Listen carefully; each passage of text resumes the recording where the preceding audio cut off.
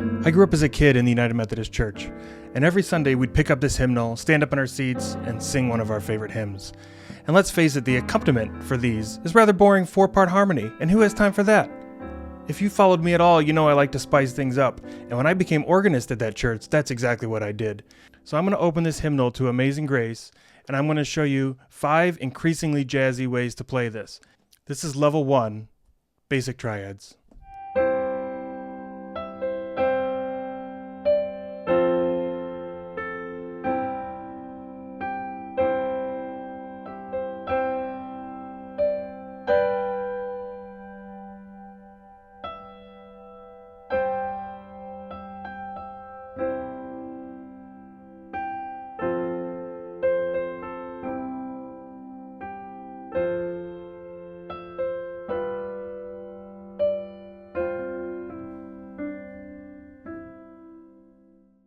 So for level 2, we're going to upgrade our triads into 4-note jazz chords. We're going to put a little bit of arpeggio on the bottom, and we're going to put in one really simple chord substitution. Okay, first things first, let's make all of our chords 4-note chords. So let's start with our 1 chord, C. We're going to make it a C6. We're going to do that for all the Cs. So at the end of line 1, and the end of line 2, the beginning of line 3, and at the very end of the piece. Our F chord is our 4 chord, so it's going to be a major 7. So we're going to do that in measure 3, and down here again in measure 11. Our G chord is the dominant chord. It's the 5. So we're going to make it G7 in measure 7, and then again at the very end, G7 to C. That creates our 5-1 relationship, our cadence. We're going to do a couple other things. Let's look for places where we hold a note for 2 measures. So at the end of measure 2, we have a C6 that holds for 2 measures and then goes to F. We can add a little bit of motion here by doing C6, but over an E in the bass. And that'll just help us move toward the F. In measure 12, we have a C6 that holds for 2 measures. And we can just add a substitution there into 13 for an A minor. That's just a common substitution for C6. That's the minor 6 chord, substituting for the 1 chord. The last thing we're going to do is in measure 2. We're aiming for an F major chord in measure 3. And so we can do a 5-1 in the key of F to get us there, which means the 5 in F is a C7. We're going to make this a C7.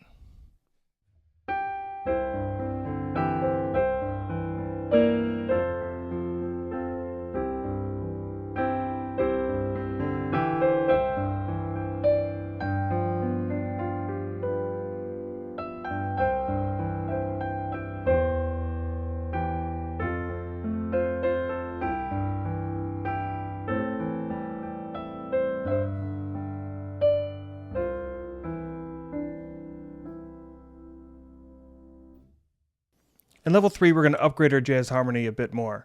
We're going to pick some chords to aim for, and we're going to insert 2-5 progressions in front of those. We're going to add a sharp 4 diminish to help us transition from 4 to 1/5, and we're going to put a secondary dominant at the end. Fleshing this out a bit more, let's look at our C7 in measure 2. We said this is a 5-1 into the key of F. Well, we can make this even a little bit more, give it a little bit more movement by removing the C7. And let's shift it over here to the second half of the bar. And we're going to put a G minor in front of it. This creates a 2-5-1 to the key of F, which just has a little bit more movement. Let's keep going. Our C6 chord at the end of row 1 lasts for quite a while, lasts for 3 measures. Let's see if we can break that up a little bit. So in measure 5, we can put an A minor here. And this is the same substitute we did down in measure 12 and 13, where we used the 6 chord to substitute for the 1. In measure 6, we could do another 2-5-1 where we go D minor to G7 to C. But what I like to do is actually do a secondary dominant, which would be a D7. This is the 5 to G, and then the G is the 5 to C. If we look in measure 10, we have a C6 over E, and we said this was going to move us toward the F in measure 11. Well, we can do the same thing we did in measure 2, which is to create a 2-5 in the key of F. So let's remove this C6 over E. And we'll put the same thing in G minor, C7 to F.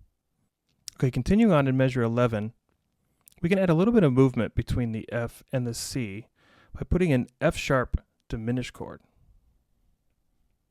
And this is going to move us from F to F sharp to G. So to make that a nice fluid bass movement, we'll change our C6 to be C6 over G, and now it's nice and smooth. Okay, for our last few chords, A minor 7, G7 to C6, we can fancy this up a little bit just by putting secondary dominants in front of each of those. And that gives us this kind of circle of fifths, 2-5, 2-5, 1.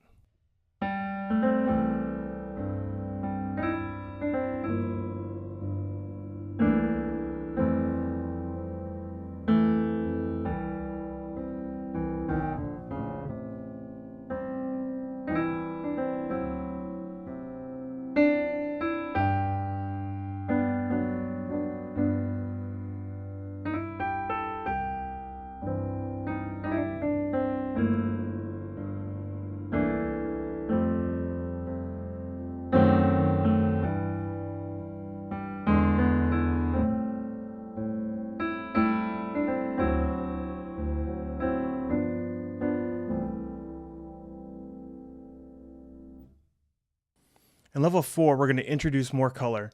We're going to put some extensions and alterations on our chords, and at the end we're going to change our 5-7 into a 5 sus. To beef this up a little more, I'm going to give you free rein to add all the extensions and alterations that you desire. I'm going to show you a couple of my favorites. Let's look at measure 2. We have a C7 chord, and I'm going to add a sharp 9 to this. This just gives us a really cool outside sound. So let's look at measure 4. We have a C6 that goes into A minor. And we can do what we did before, which is that we can put a secondary dominant in front of the A minor. So we'll make an E7 here that goes into A minor. We have to be careful with this one because the E7 chord has a G sharp in it, and our melody note is a G natural. So to get around that, we're going to make it a sharp 9 chord, which brings the G in. We're going to voice this strategically so that the G stays nice and clear in the melody. Now if we fast forward a little bit, if we go down to measure 13, we have the same thing. We have an E7 to A minor. What we can do here is just shift it over to the left a little bit. So if we move the E7 here, we can get rid of this, and we're going to move the A minor over.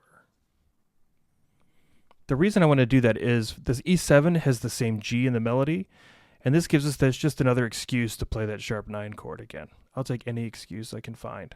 Okay, the last thing is we're going to take this G7 chord, and we're going to milk this one too. So we're going to take our G7, we're going to turn it into G sus. And then finally, we're going to do G7 over here, probably with some alterations, maybe a flat 9. And we can actually do the same thing down here in the very end cadence down here. We only have 1 or 2 beats to do this, but here's a churchy thing you can do, is you can put a fermata on it. And now you can just hold this chord out and run a couple big arpeggios. So we'll run a big G sus arpeggio, and then another big G7, flat 9, maybe flat 13, I don't know, into our C chord.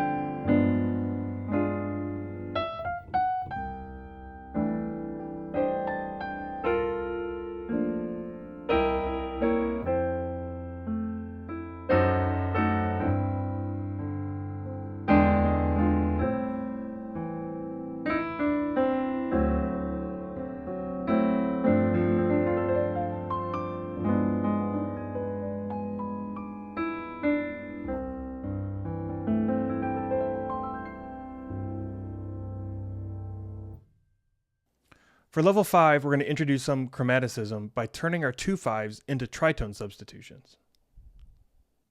To add some chromaticism, we can substitute our dominant 7th chords with tritone substitutions. I'm going to mark these in parentheses. You definitely can mix and match these. You don't have to worry about being consistent. So in measure 2, our C7 chord could substitute for G flat 7.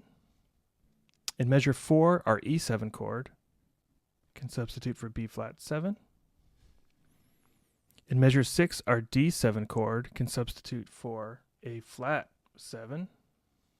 In measure 8, our G7 can substitute for D flat 7. And we're kind of repeating ourselves here. So in measure 10, our C7 can substitute for G flat 7. In measure 12, our E7 could be B flat. In measure 14, our D7 could be A flat 7. Our G7 could be D flat 7.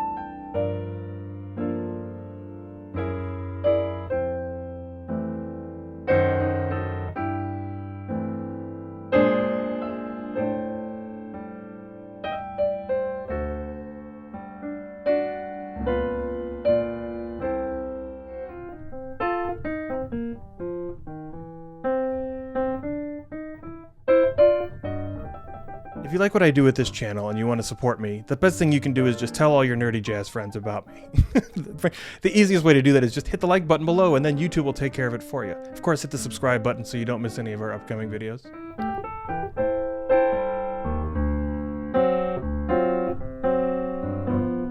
If you want to learn some of those cool diminished moves I played over dominant chords, check out this video on Barry Harris and how dominant chords come from the diminished scale. I'll see you next week. Happy practicing.